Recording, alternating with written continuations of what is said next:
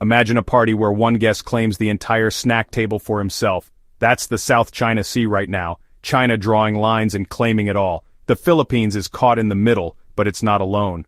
Other nations are stepping up saying, hey, those snacks are for everyone.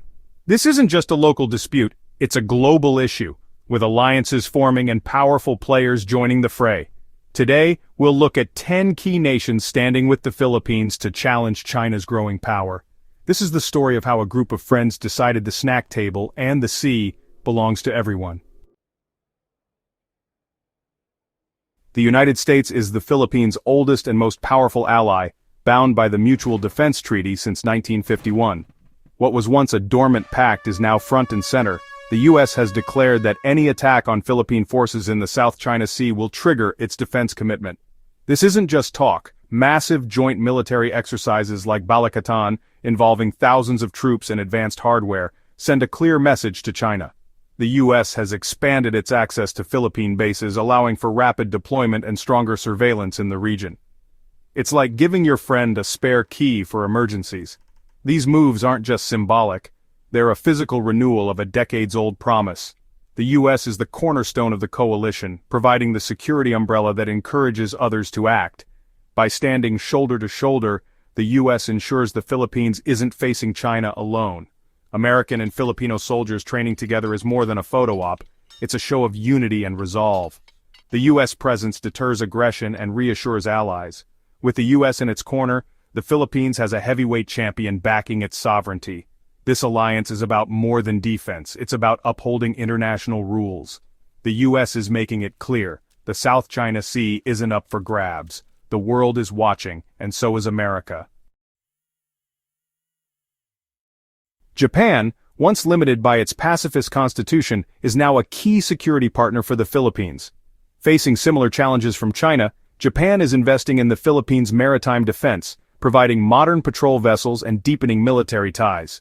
The two countries have signed agreements for joint training and easier military cooperation, even involving the U.S. in trilateral exercises. Japan's support is practical: better ships, more training, and a united front. This partnership is about shaping a future based on the rule of law and freedom of navigation. By helping the Philippines secure its waters, Japan is also protecting its own interests. The alliance signals a major shift in Japan's foreign policy. Together, they're building a powerful democratic bloc in the Indo-Pacific. Japan's shadow is long, and it's firmly cast over its allies. Australia, once a distant observer, now sees the South China Sea as vital to its own security. The partnership with the Philippines has been upgraded to a strategic partnership, focusing on defense and the rule of law. Australian and Philippine warships now conduct joint patrols, demonstrating a real commitment to freedom of navigation. Australia also trains Filipino soldiers, sharing expertise in both counter-terrorism and maritime security. This is about building capacity and resilience, not just making statements. Australia's involvement is driven by national interest. Open sea lanes are crucial for its economy. By standing with the Philippines, Australia defends its own prosperity. The mates from down under are proving they'll stand shoulder to shoulder when it counts. This partnership is both principled and pragmatic. Australia is all in. The UK may be far from the South China Sea, but its interests are close. Trade and global stability depend on open sea lanes. Post-Brexit, global Britain means showing up in the Indo-Pacific, backing international law and the 2016 tribunal ruling in favor of the Philippines. The UK's commitment isn't just diplomatic, its navy, including the HMS Queen Elizabeth, has sailed through the region to assert freedom of navigation. Permanent patrol vessels now maintain a British presence in the Indo-Pacific. The UK's support is crucial, adding diplomatic weight and a military reminder that this is a global issue. They're not conducting joint patrols on the scale of the US or Australia, but their presence matters. The UK stands for the rule of law and backs its allies. The old lion of Europe still has a roar that echoes in Asia. The UK's involvement signals that the world is watching. The South China Sea is everyone's concern. Canada, known for peacekeeping, is stepping up in the Indo-Pacific. Canada's foreign policy is rooted in a rules-based order, and China's actions in the South China Sea are seen as a direct threat to that system. Canadian leaders have voiced strong support for the Philippines and the 2016 arbitral ruling, condemning coercion and calling for peaceful resolution. The Royal Canadian Navy now regularly participates in freedom of navigation operations, sometimes alongside U.S. ships. Canada's military presence may be smaller, but its symbolic value is huge. It shows that defending international law isn't just for superpowers. Canada's voice is strong and unwavering in support of a lawful world. The Great White North stands with the Philippines. France, with Pacific territories, sees itself as an Indo-Pacific power and a staunch defender of international law. The French Navy regularly sails through the South China Sea, asserting navigation rights and supporting the Philippines. France has been vocal in backing the 2016 arbitral ruling and deepening defense ties with Manila.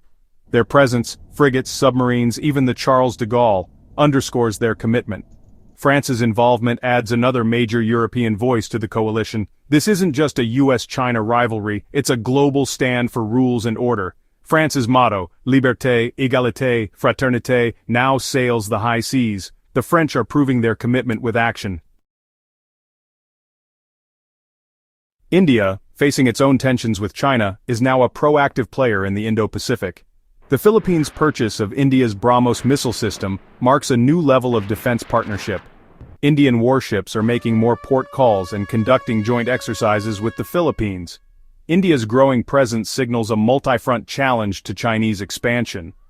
As the world's largest democracy, India's support carries weight. This partnership is about deterrence, trust, and strategic alignment. India is showing that the South China Sea matters far beyond its shores. The elephant is on the move. Vietnam, a fellow claimant and neighbor, knows the Philippines' struggle firsthand. Both countries face daily challenges from China and have set aside minor disputes to focus on the bigger threat. They've enhanced Coast Guard cooperation, set up hotlines, and share intelligence to present a united front. This partnership is a neighborhood watch on the high seas. By working together, they strengthen their case internationally and resist isolation.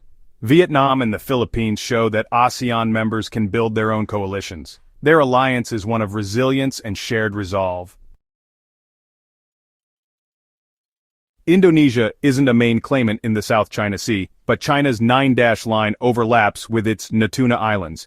Indonesia's support for the Philippines is rooted in its own fight for maritime sovereignty. As ASEAN's de facto leader, Indonesia's diplomatic backing carries weight, pushing for unity and respect for international law. Indonesian patrols and strong defense of its waters reinforce the regional commitment to sovereignty. By defending its own territory, Indonesia indirectly supports the Philippines. The largest archipelago is a formidable guardian of maritime law. Indonesia's stance strengthens the resolve of all its neighbors. South Korea, long cautious due to its ties with both the US and China, is now taking a firmer stand. Realizing its economic lifelines run through the South China Sea, Seoul is voicing stronger support for freedom of navigation and international law. South Korea is a major supplier of military hardware to the Philippines, including modern warships and fighter jets. This partnership directly boosts the Philippines' ability to defend its waters. South Korea's evolving position shows even China's close economic partners are concerned about unchecked assertiveness. By stepping up, South Korea adds diversity and strength to the coalition. The K-pop wave isn't the only thing making an impact from Korea. South Korea is now a key defense partner in the region. The Philippines is no longer standing alone. A diverse coalition, old allies, regional neighbors, and global powers has formed, united by a belief in rules over force. This isn't about ganging up. It's about defending principles that benefit everyone.